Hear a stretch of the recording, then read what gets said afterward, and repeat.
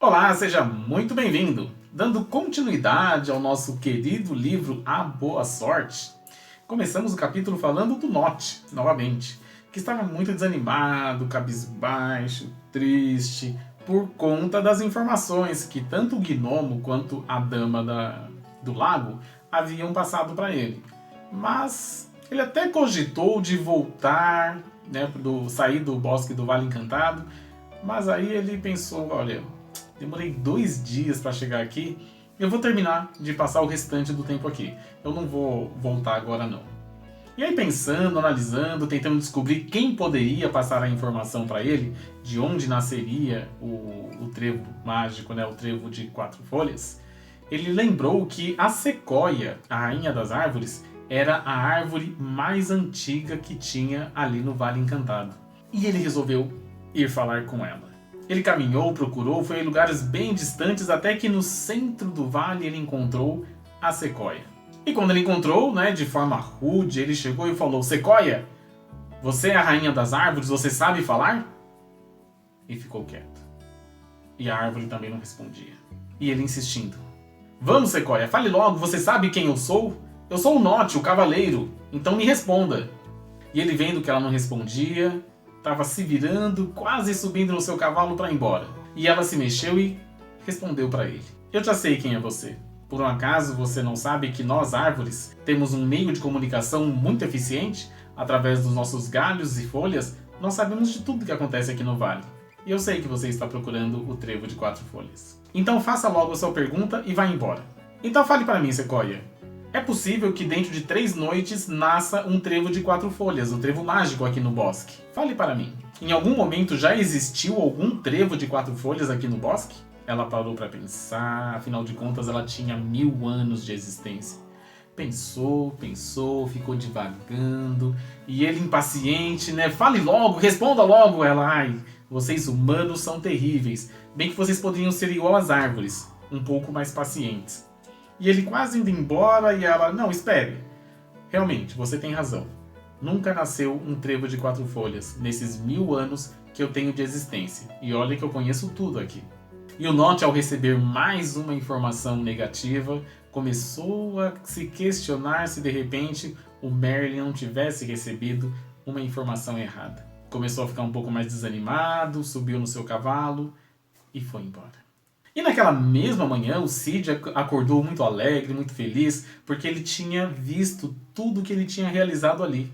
Ele já tinha trocado a terra daquele, pelo menos do pedaço ali onde ele estava, ele já tinha permitido que a água chegasse ali, e ele começou a reparar quantas mudanças ele não fez ali naquele pedacinho de lugar onde ele estava.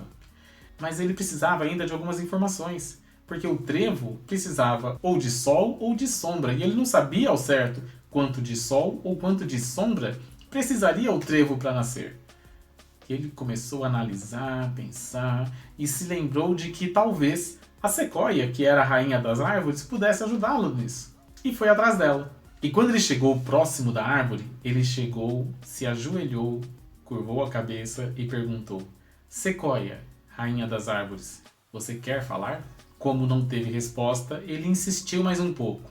Sequoia, respeitada e venerada rainha das árvores, sei que você deve estar cansada, mas eu preciso te fazer uma pergunta.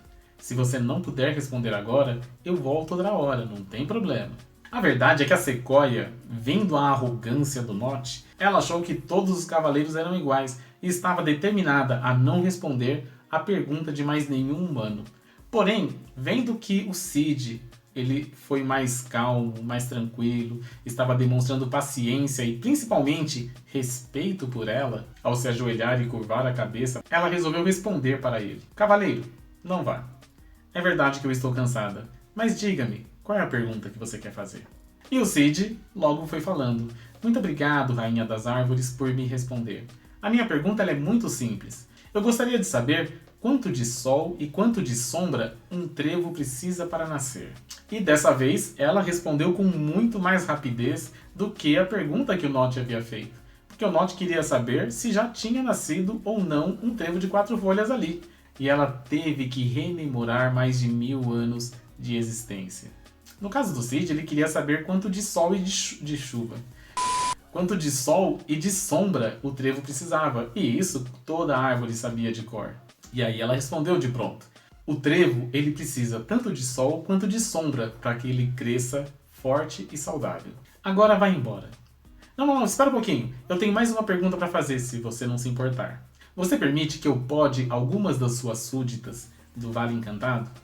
E aí ela respondeu, não, mas você não precisa nem pedir autorização, porque na verdade as árvores, elas precisam que sejam retiradas delas. Os troncos velhos, as folhas secas, e isso nenhum humano fez, porque eles não têm paciência de fazer isso.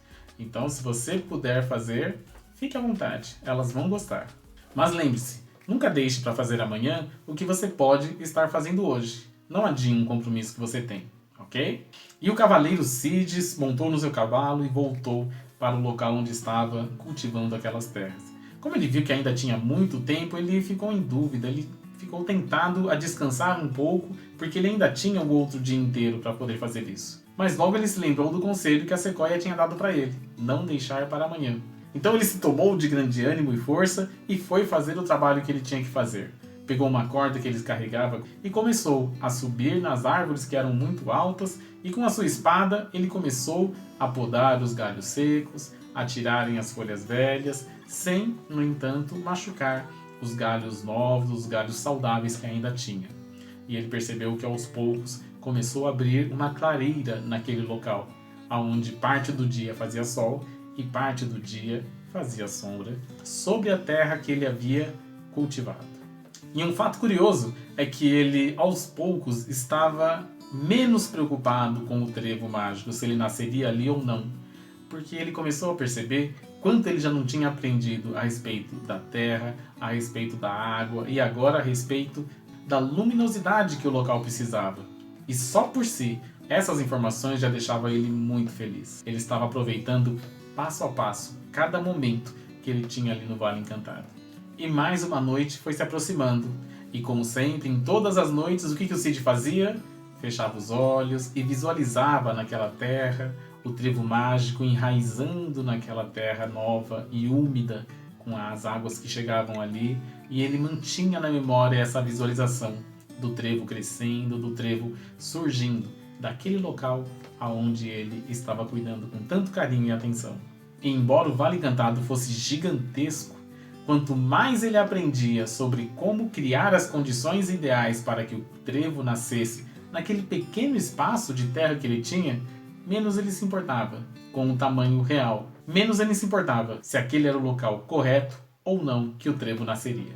E assim chegamos ao final de mais um capítulo. E como todo final de capítulo, tem mais uma regra da boa sorte. E a quinta regra da boa sorte diz o seguinte: se você deixar para amanhã o trabalho que precisa ser feito hoje, muito provavelmente a boa sorte não virá. Criar as condições favoráveis para que a boa sorte chegue requer um primeiro passo. Então, faça isso hoje. E essa quinta regra me lembra muito a questão da procrastinação. Quantas vezes nós não deixamos de fazer o que precisamos fazer hoje para fazer mais tarde, para fazer uma outra hora ou até mesmo em um outro dia?